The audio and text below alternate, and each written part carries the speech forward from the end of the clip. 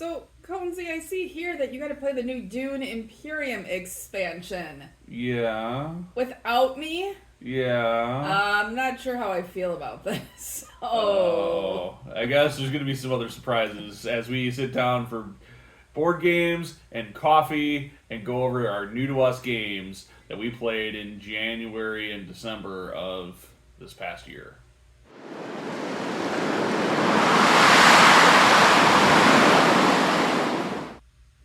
Welcome to Wisco Dice! Hey yo, folks, I am your host, Conesy with the Most, and I am joined today by... Hey, I'm Suzanne. And today, we're gonna enjoy a cup of coffee and talk about board games on this episode of Board Games and Coffee. Because yes, what else would we talk about on Board Games and Coffee but board games? Exactly. And more board games. So, start off today, what are we drinking? So, today we are drinking a fabulous blend that one of our viewers and longtime friends gave to us over the holidays. Yep. That the proceeds from it actually support the library in Prairie du Sac, Wisconsin. Yeah, awesome. So, you know what it's called? Biblioteca coffee. All right. We'll put it actually. It'll be on the screen. The screen. All right. I always screw up the pronunciation. Yeah, definitely. Just like any other episode of Board Games and Coffee, if you want to drop a note down in the comments below and let us know what you're drinking, you might get featured just like some of these great individuals right now. And we do want to call out from our last episode a great comment that was left on that video in regards to how do you afford more board games. And one of the things that this comment was indicated was that you go out to a game store, go out to or a game cafe, and they have games that you can try. Almost always, like most game stores, not all game stores, but you have board game cafes or even a board game club. You can go and check out a game, try it out before you actually make a decision to buy it. It happened to it's a great way to be able to make sure that it's the right fit for you before you buy. So if people are leaving their comments about what they're drinking, what's this special that could happen to them if they tell us what they're drinking right now? Yeah. So there's a good reason to tell us what you're drinking. Yeah, or just to leave a comment on this video. Oh, yes. So we've just reached our 400 subscriber threshold, which is awesome, right? And with that, we're going to have our first, it's just in the first Wisco Dice contest ever, but it's our first contest on this YouTube channel. In order to participate, you do need to leave a comment on this video, letting us know what you're drinking while watching this video. We'll randomly select one of you to win a copy of Point Salad from AEG. But a couple of things we do want to caveat this. You must be in the continental U.S. in order to win. We do apologize for all of our international viewers and whatnot, but between things, international law and international shipping, we just couldn't pull off figuring out how to make that work this time. If you're in the continental U.S., even if you're not, please leave us a comment on this video, and that'll be your way to get into this contest for a copy of Point Salad. Yes, and this is our copy of Point Salad that we have enjoyed playing and talked about, I know, on our podcast a few times. And we want to pass on our love for this game to one of you. Exactly. And while you're down there, don't forget to smash that like button and subscribe if you haven't already. And we know most of you watching this video haven't subscribed, and we really need your subscription, so please do that now. Yes, because, this is our 400 giveaway, so who knows what other milestones when we decide when we hit 500, when we hit 500, and when we hit 1,000, we're going to have some really cool stuff to give away. All right, so let's dive into the new to us games for January and a bit into December. Yeah, because at the end of the year, we didn't play that many different games. We got stuck into Legacy. We had a lot of plays. We just didn't. December was a lot of Legacy games. So, and we talked about the other Legacy games on a different video, so we're not going to talk about them here. But let's focus in on all the other awesome new to us games. One of our goals is to kind of keep working off of our table of opportunity, which has been temporarily named the Looking for Players table. Yeah, I inadvertently put one of our little looking for player signs on the table, and I Suzanne thought he thought did it it was great. yeah, it was awesome. All those games are looking for players. So most of these are coming off of them, and Conesy will explain where he was able to play some other games. Because unfortunately, these 17 games and 4 expansions that we have. Some of them I might be.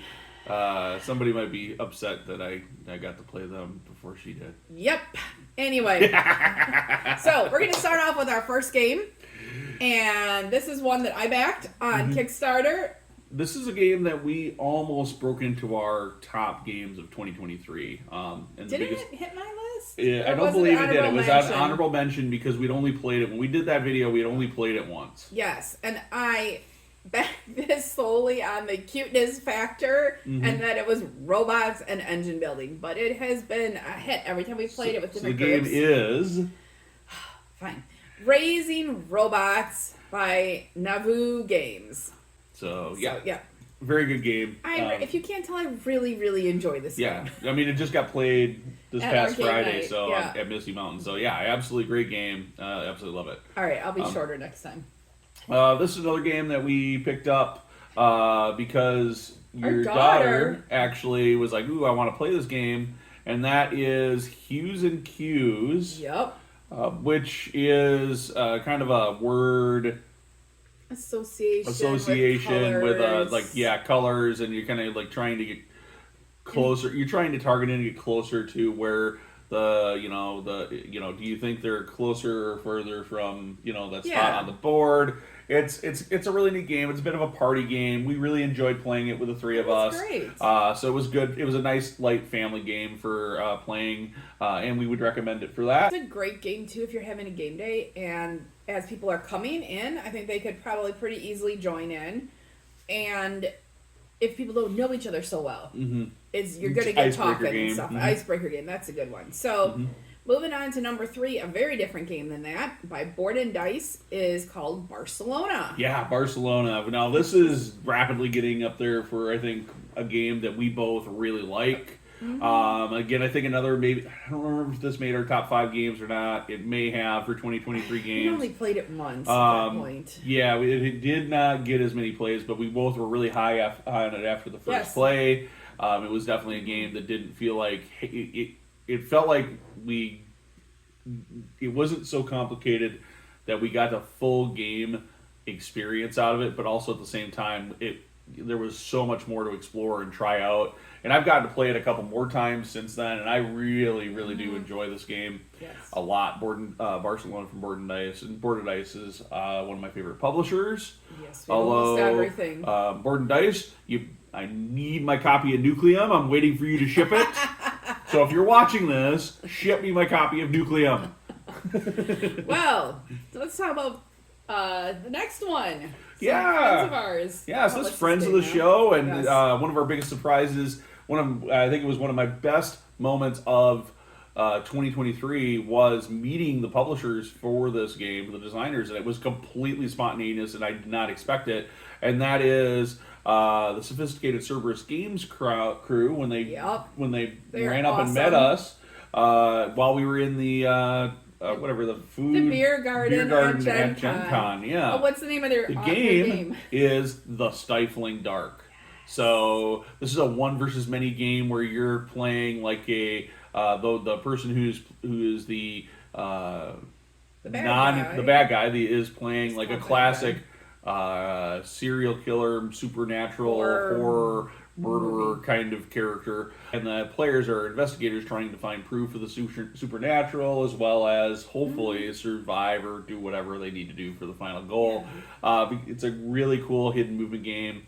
People that have played it and compared it to Beast are really torn as far as what I've gotten opinions from them on which hidden moving game in 2023 was better. So they definitely do two different things, but yeah, this game is definitely one I would recommend checking out. Yes. I would note it is very hard for new investigators to win the game. Yes, so don't worry if you get close but don't quite succeed your first game or two. Just keep at it.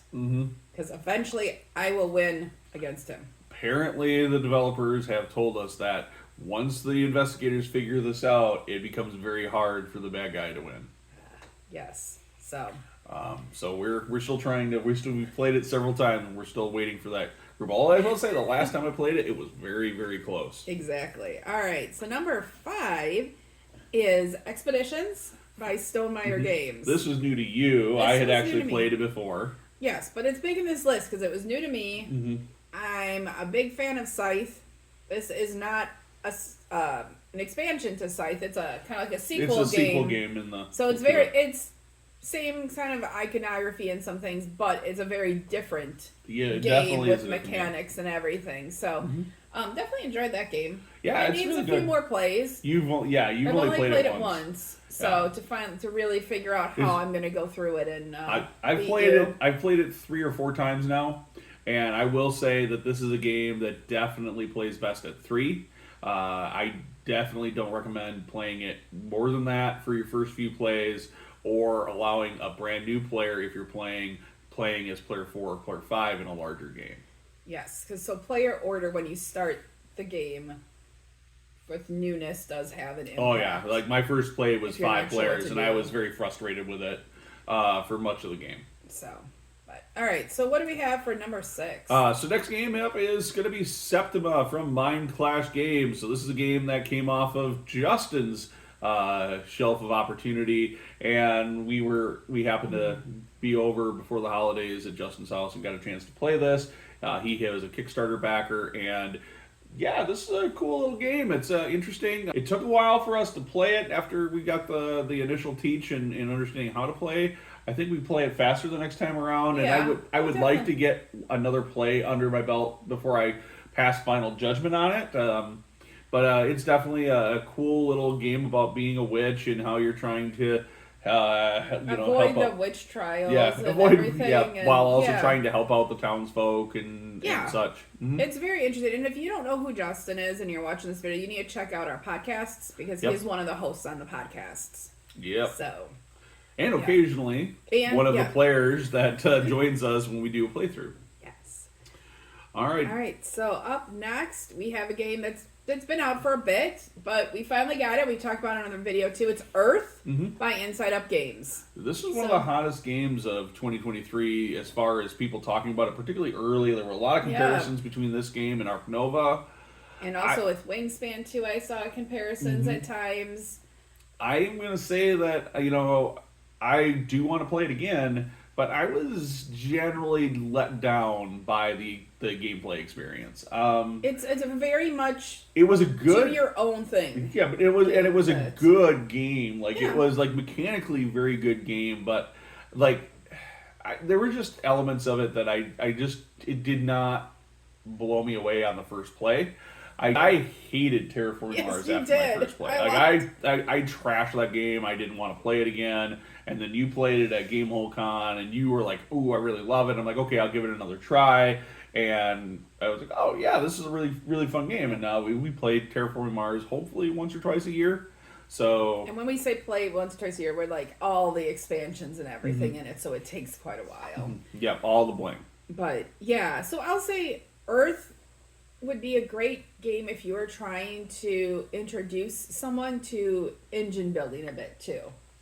Yeah. And tableau building of cards. I think it'd be great for that. But I mean, as far as engine building, I felt like both when we did a playthrough for Furnace was a way better engine builder that got to where it was going faster, and Raising Robots, which is also another engine builder, absolutely blows it away. Well, Raising Robots is much more complex than Earth for the engine builder. But it was more complex, but more it just felt intuitive to what you were doing. Whereas Earth just kind of there's some kind of theme, but it's not just engine building. I feel like at least with creating Earth, habitats was not for me. It was just I got killed on the theme. Anyways, we're not here to review it.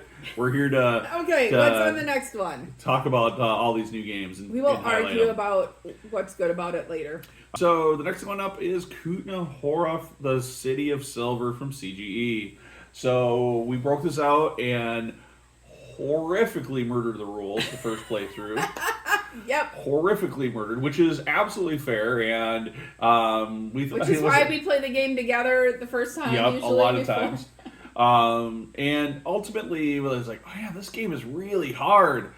Oh, oops. And then we played it immediately after the same day as a 3-player with our daughter, and wow, I really like this game. Yeah. Like, this game was one yeah. that like immediately got, like, once we figured out what we were doing wrong, we were like, okay, this game is so much better and works functionally so much better, and we were totally in it and It was really enjoying this game. I'm gonna say, for those of you who get this game and are reading through the rules, read the examples as if they are rules. Yes. You do not, like, if you read the rule, you're like, oh, that makes sense. I usually tend to skip over the little step-by-step examples. No, you got to read the examples. Yeah. So there's also a couple of really good how to plays, which I actually watched too. one afterwards after our play while Suzanne had left the house for a little bit, so that helped as well.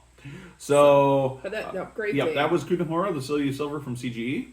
Is Horizons of Spirit Island by Greater Than Games. All right, so this wasn't really a complete play of the game itself, because play with the mods. we incorporated all of the components into our Yes. copy of Spirit Island and then played with the spirits. But I did read through the rules for Horizons. It's basically Spirit Island. It is Spirit Island if you take away all of the extra stuff and just leave it at the very basic game. Mm-hmm. Is what it is. And the gods, right? Spirits. The spirits, sorry. Wrong game. The spirits of it is Spirit Island. Spirit Island, sorry. The spirits also, if you're used to other Spirit Island, they do definitely feel a bit more basic, but they're very straightforward. Yeah. And so Spirit Island can be very daunting for some. This is a great way to start playing it, mm-hmm. and then decide if you want to go in, mm-hmm. to I've seen a lot of the components you can use with everything. Yeah. It's basically like an expansion to Spirit Island, which is great. But it's a much more entry level version of the game, so also and great. A much more entry level cost of the game too. Mm-hmm. And so if you're interested in Spirit Island, we definitely recommend you check out Horizons of Spirit Island, which will guide you through and be a little bit more of an introductory version of it. And I've seen a lot of new players really struggle with getting into Spirit Island, even though they hear it's a great game, and we certainly it's one of our favorite 2-player games. If you want to check out Spirit Island, check out Horizons of Spirit Island. Definitely be our recommended path into the greater Spirit Island universe. So next up we have another friend of the shows. Another friend of the shows. Surprisingly Fun Games. And this is a game we backed and then also gave to our nieces, and that is Sweet Deals. So Sweet Deals is basically a set collection game of various baked or delicious bakery goods. Yeah. And you're ultimately trying to, what was it? You were trying to get like a set of six of 6 or something like that. Yeah. And you were clearly the genius set collector when we played it. But it was way more fun than I thought it was going to be.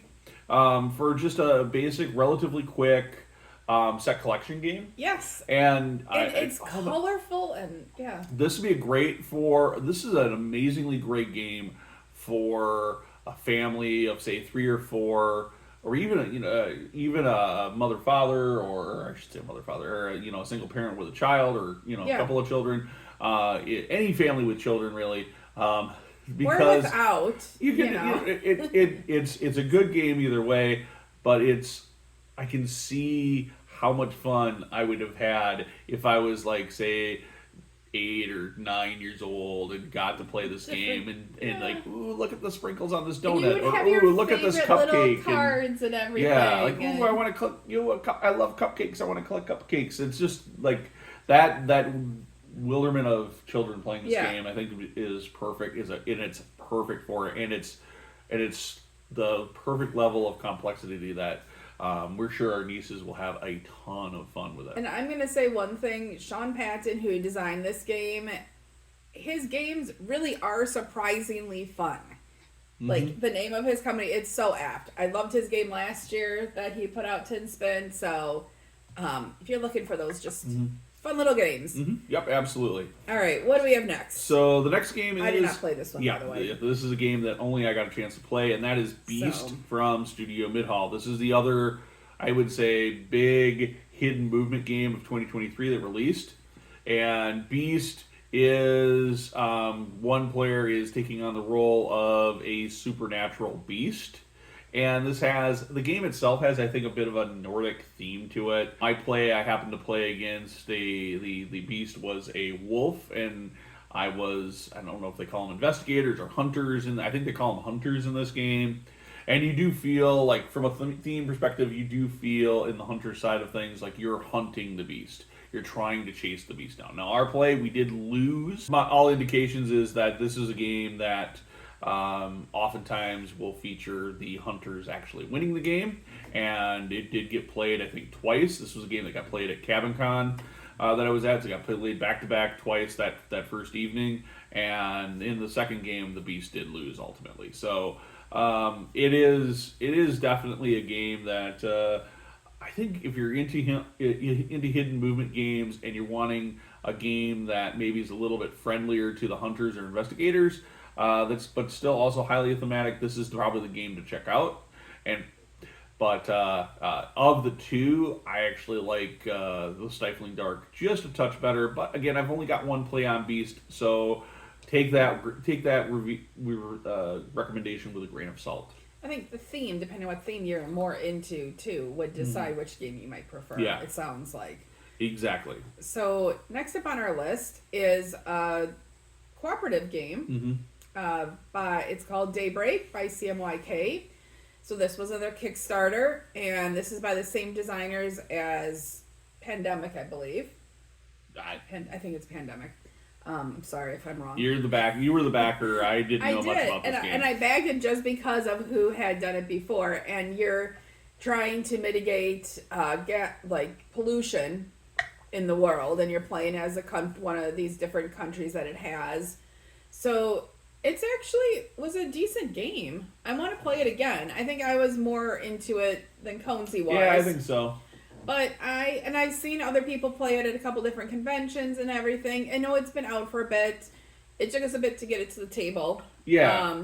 Well, we came in this fall. We just didn't have a chance. So if it sits table with of shrink wrap for opportunity more than 5 days, to me it's too long. Well, give us a little benefit of the doubt. We did have a very busy fall. Yes, we did. And I will also say, some of you that may have been following the Kickstarter campaign or whatever, that there was some issues with the packaging, because they tried to make it very environmentally friendly with the components, with the packaging, with all of that, and so there was some damaged packaging. The shipping company did not do them any favors. Let's just say that. Yeah. So yeah, our box was everything on the outside of the box was nothing torn wrong up. with their design. It's the shipping company did a poor job of packaging it. Yeah, but I will say CMYK did a fabulous job of giving us options for depending on how damaged your box was and your components were. So that was, I was not expecting that. I would have been like, okay, my box is damaged. I'll put some tape on it. I can still play the game. It's all good. Yeah, some people just like if that's you, but there are some people that really get bent out of shape if they have a dent or a ding in a box. We're not those people, but if you are, I understand that. Going on the shelf. I've got friends that are very get very frustrated or upset if they get a ding or a bang or a box rips or something like that. Yes. Absolutely. All right, so next one I think was a surprise for you. It's a game we've had on our Looking for Players table for over a year, actually, I think. Yeah, this came as like an extra add-on to Kickstarter. I was like, I was like, sure, I'll put that on for a discount. Why not? Exactly, and this was Guild of Merchant Explorers from AEG, and this game, I was like the artwork, the name, the theme of it, all of that was it just does not do anything of it. I'm not a fan of any of that. It's just like a thin paper, thin cardboard player mat and stuff. Yeah, it's not exciting. Yeah, and then the artwork and just the whole that you're like a naval explorer and a blah blah blah, merchant explorer, like, I could take it or leave it. But we played the game. I love the gameplay. It was great. Yep. So hidden gem type game here from a gameplay perspective. I really enjoyed it. Mm-hmm. I am so glad someone came to Misty Mountain Game Night and brought it, and I played it there because I was able then to get him to play it. And it's a great game. Well, we've been on kind of a tear and a mission to, as you kind of see, of getting a lot of these games off of the looking for players table. It would have probably stayed at the bottom of a stack, though. Mm-hmm. So. Yeah, it was rapidly finding its way to the bottom of the stack. Yeah. All right. So next one is another one that someone played without me. Yeah. So this is a 2-player game. So at Cabin Con, quite often. There's a small group of us that oftentimes, in fact, there's probably just the 2 of us that are almost always the first 2 that are up in the morning. And so after coffee and we've had something to eat, if there aren't more people that are up, we're oftentimes playing a game just as like a 2-player. So he had brought Solidified, the Reformation from Spielworks / Stronghold Games as I guess this is a remake of a different game, and he would know more about it than I would. He's more into historical games than I am, but basically you're playing as either the Protestants or the Catholics in Ireland, and during I don't remember what the period was that it's representing, but basically the 2 religious sects are quite at odds as they were historically in the region, and so you're kind of playing on the seesaw for each region, trying to tip each region over to your faith and trying to get them to hey, I've got more converted here, and whoever has the most points ultimately at the end of the game by controlling these regions ultimately wins. And it was an interesting game. I definitely played it again. It wasn't a game like from a theme or a mechanics that I was like, ooh, hey, this blows me away, but it was enjoyable. It was a good game. I can see why people like it. Yeah. No, it sounds like a great game to be able to experience and everything. So, and I guess I do not feel so bad about not playing it. I am not as good with historical when it's like focused on a specific period in history and everything. Yeah, those are games that you generally don't jump out to us as games. Yeah. I like the historical stuff a little bit better, history, but like that period of time, and particularly the religious connotations in this one, I was less interested in that, but mechanically I enjoyed the game. Yeah, and I got pretty well crushed. Yes. So there's probably a rematch coming. Yeah. Well, so that's good. Yep, that sounds good. And real quick before we go on too much further, I want to say that a lot of these games getting off the shelf opportunity for us are also meeting some of our gaming resolutions that we talked about in a previous video. So go in and check out, and you can see where we are on our trackers for that stuff. Yep, there'll be a link to the blog post on our blog down in the description below. Trying to keep ourselves accountable for our resolutions this year. So next up is an oldie but a goodie game, I guess you call it. Yeah. My first time playing it, Conesy had played it before, and he saw it as a consignment copy at one of the local game stores and grabbed it. Like, I don't know, it was like $20 or something like this. So this is another, we go back to our last episode of Board Games and Coffee where we're talking about how you afford games. Well, this is a old classic title that wasn't in our collection that I really like, but hey, it was in a consignment area, like, very nice, very good quality copy of the game. Very good quality. And it was like $20. So we bought it. So it was Urban Sprawl from GMT Games. Yes. So what did you think of it? I really liked it. I wasn't so sure at first because it is like the flat buildings and everything that you're going out. So some of it's a GMT game. Like the components are, and especially at the period when this was printed, you do not get anything that resembles a blinged out component. And we did not use the paper money. No, we did not. We used a substitute for that, which is helpful. Paper money is awful. Well, and it can get bent and everything because it's like the Monopoly type of money and stuff. But it's just tough to use in a game. So yeah, we have plenty of replacement things we can use for coins or poker chips or whatever. I like the events that like came up and like totally changed things or really helped someone. I want to play it at more than 2 players because there is a component of different political positions elected, like the mayors and urban, like union boss and stuff, that it just kind of slid all to one person or all to the other person, it seems. So, but I want to play this again, definitely. Yeah, it's so Urban Sprawl, for those who don't know it, this is a game that I would say most closely resembles playing a game, the old classic Sim City in board game format, because you're literally throughout the game adding different types of buildings and structures to the city, and ultimately and you want the city near other types. And, you know, and then there are elected officials that you can get to kind of come to your side. You're not really technically gaining those political roles. You're during the game convincing those politicians or those groups to kind of help you as a developer in the city. And then like earthquakes and hurricanes. Like, this city has all the world natural disasters in one spot. It's a coastal city. Then maybe a coastal city in California or something like that. You could imagine, But it's awesome. It's really good. It's really well done. Yeah. And so everything. A lot of fun to play. All right, what's next? Another one that only I played.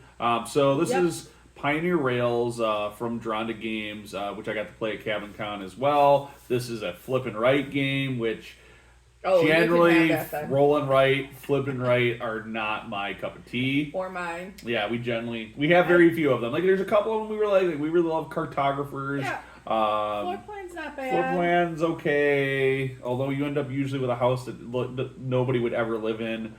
Yep, with the bathroom right out near the tree. Yep. So, anyways, it's probably a porta potty in that case. Don't come live in houses I design. You're gonna be using porta potties. But Pioneer Rails, you're basically creating a rail network across the maps, across the various regions of this map, and ultimately kind of trying to connect towns and fence in the cows and with your rails, because apparently railroads are great fences. I don't know, but there's like a bunch of different ways that you end up go across them easily.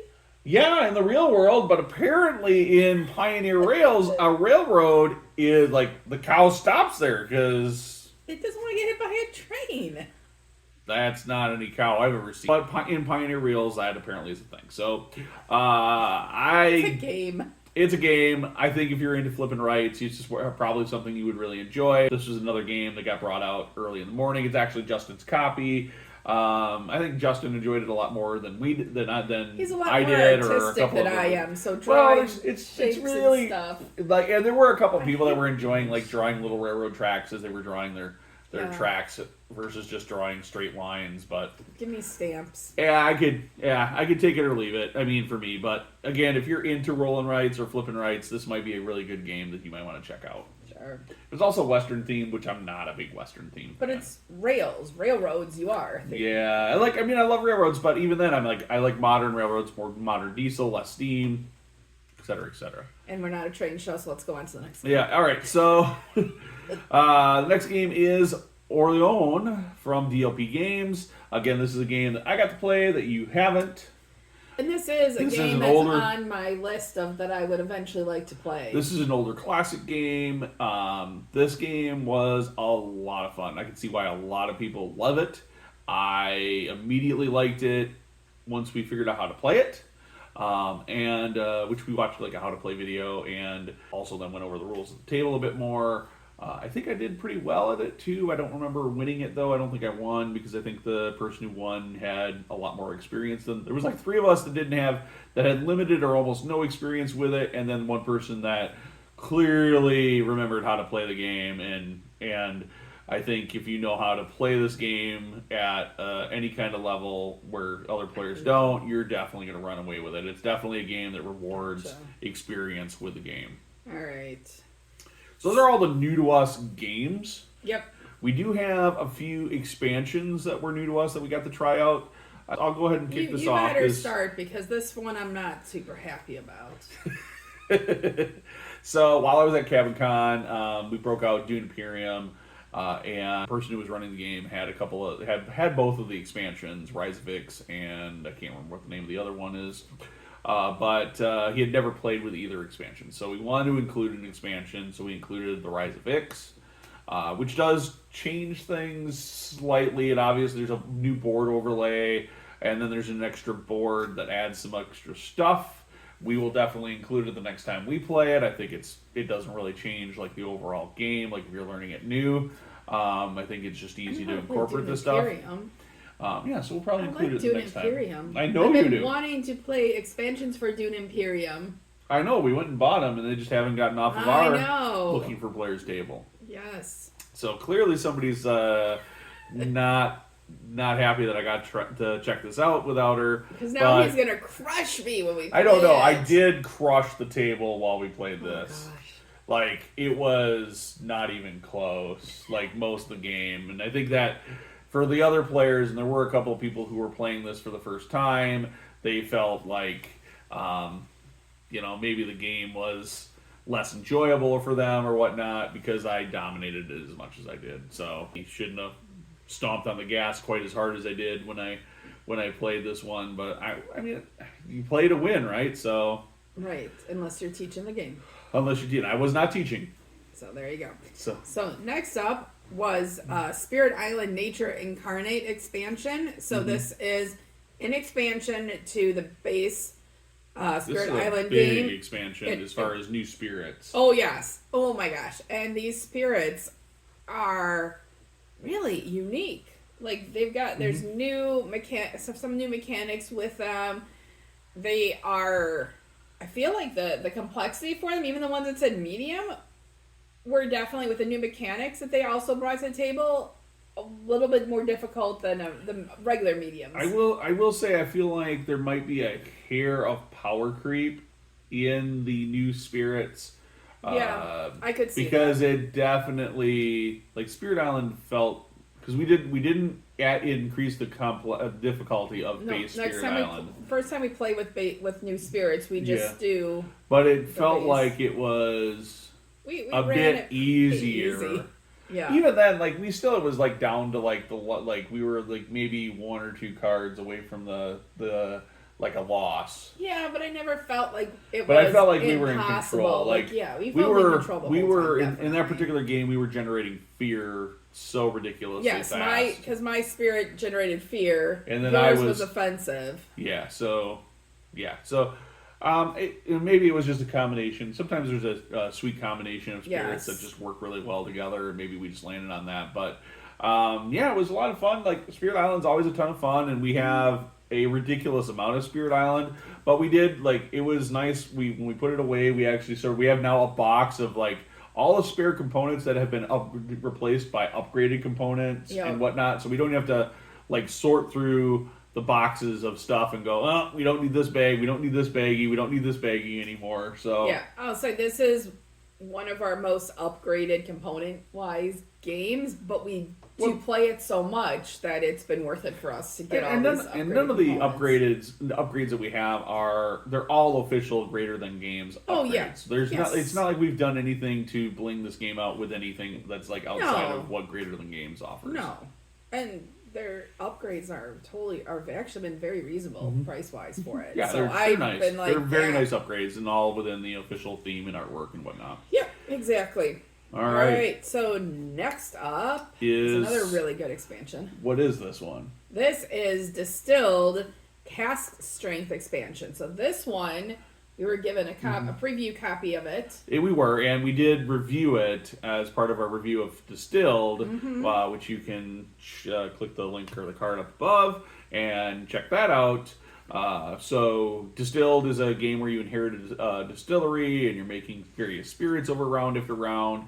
And what the Cask Strength expansion really changes, like we highlight in the review, is that it takes all of one of the biggest things it does, it takes all the base ingredients out of the game from the core game and replaces them with new base they're the premium ingredients. Yeah. The premium market base ingredients stay the same. And not the basic market. And they have like all the ingredients now have like a special power to either earn more money or give you some other bonus when they're included in a spirit. So there's more of a reason to acquire those premium ingredients. There's some other factors that are added into the cask strength that really change it up. This is the first expansion that really changes up the game while still being in a really small box. Yeah, so, it's just like a deck of card size box, yeah. but it is definitely an expansion for the game, and you feel the expansion in the game when you're playing it. I mean, I don't think I want to play Distilled without it. We'll probably swap it out if I'm doing a teaching game, but for all of our regular play, it's going to be included from here on out. Yeah, it's all the expansions for Distilled have been worth it. So. And then the final thing on the list of games and expansions that we've tried out that were new to us, between one of the two of us. Yeah, you still need to. So this might show up later, sometime in the future when she gets to try it out. And that was the Carnomorphs expansion from Awakened Realms for the game Nemesis. So every year at Cabin Con, apparently there's a huge bunch of people at Cabin Con that go every year that really, really like playing Nemesis. And we used to play Battlestar Galactica, and that was our big Saturday morning game. Nemesis has kind of taken that over, and this year we didn't have the Nemesis has been out for a little while. We've played that before. Nemesis Lockdown, which is the standalone expansion or standalone game and sequel to Nemesis, we've played before. But we hadn't played Nemesis with any replacement of the replacing the xenomorphs that come with the base game with a new alien species, and that's what the Carnomorphs expansion does. Carnomorphs are kind of these fleshy creatures that will absorb corpses and dead things on the board to upgrade themselves, and then if you kill the big ones, they actually split into multiple littler ones. So that's their whole stick. So it's almost like we kind of, I will say in the game we played, there was a long period of time where there just weren't any monsters happening to show up on the board because there were no corpses, no anything from the spawn from. There was no we were just kind of ignoring like the big monsters that were on the board. We kind of ignored and just went around, or we weren't on that part of the ship. So they this does not sound like any Nemesis game I've played, where it's like I mean ultimately the game did come down to a fight for the life, and the game did come down to at the very end. There was three of us. One person was in the hibernatorium, had themselves back to sleep, and was hoping to go back to Earth to just gonna go to sleep win. and hope I wake up from but the there was street. a player that was intentionally sabotaging the engines. So, my last move, there was a bunch of Carnomorphs sitting on one of the engine rooms, and so my last move was to run into the engine room, get attacked a bunch, and repair the engine. And I managed to, ultimately I survived getting attacked a bunch, but I was probably infected all the heck, but it was the final turn of the game. So I ended up losing because I wasn't in either the hibernatorium or an escape pod, so I lost. I basically got eliminated as dead. But so I sacrificed myself so that the player that had launched themselves, or one of the players that was still alive on the final round, was able to get into an escape pod. Or no, I think they got into the hibernatorium. I think they just went into the hibernatorium. The one that was sabotaging, everyone's like, "Oh, he's gonna." No, yeah, that player died. That player died in the engine room that I died in the turn before. Gotcha.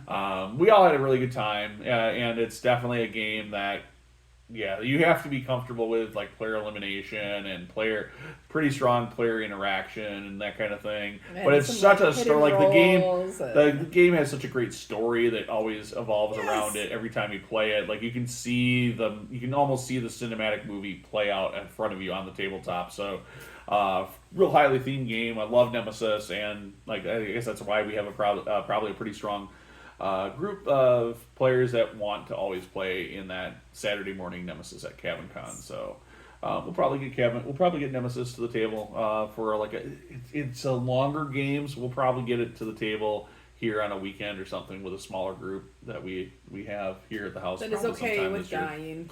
Yeah. And in the game. Yeah, in the game. All So right. those That are is the list, new to yeah. us games. So between that, obviously the Cabin Con weekend, which I talked about a lot, was a ton of fun. If you haven't done a Cabin Con before, I recommend doing it. If you'd like to hear more about how to organize a Cabin Con or what a Cabin Con is, let us know in the comments below. We might take that on as a topic for one of these upcoming board games and coffee. Additionally, while I was at Cabin Con, you were trying to go to Midwinter. Yes, so Midwinter Gaming Convention is a really nice convention. It was held in Pewaukee, Wisconsin this year, so it's a suburb of Milwaukee area. Outside so of basically Milwaukee. Great location at the Ingleside Hotel this year for the first time they were there. Lots of fun. I got there Thursday, ran a couple games of Planet Unknown, talked to some wonderful people, made some new friends. And then because it's only about an hour away, I had decided I was going to drive back and forth instead of just spending the weekend there, because then I could be here for the dog and, other things. But we had a lovely blizzard of snow and ice and everything else, and so I wasn't able to make it there Friday, which was fortuitous because they lost power, unfortunately, at the Saturday convention. morning. I thought they lost power. I thought it was Friday. Okay, but somewhere between Friday and Saturday, they lost power and had no power on Saturday. But they kept gaming. There were generators, and everyone there, from what I heard, was just, "Yep, we're going to keep gaming. We're going to make the best of this." There's nowhere really to go. The roads were too bad to really leave. Yep. And the location The was very hotel, accommodating apparently, to them. So it ended up being, I think, a really unique and great convention experience in some ways for a lot of people.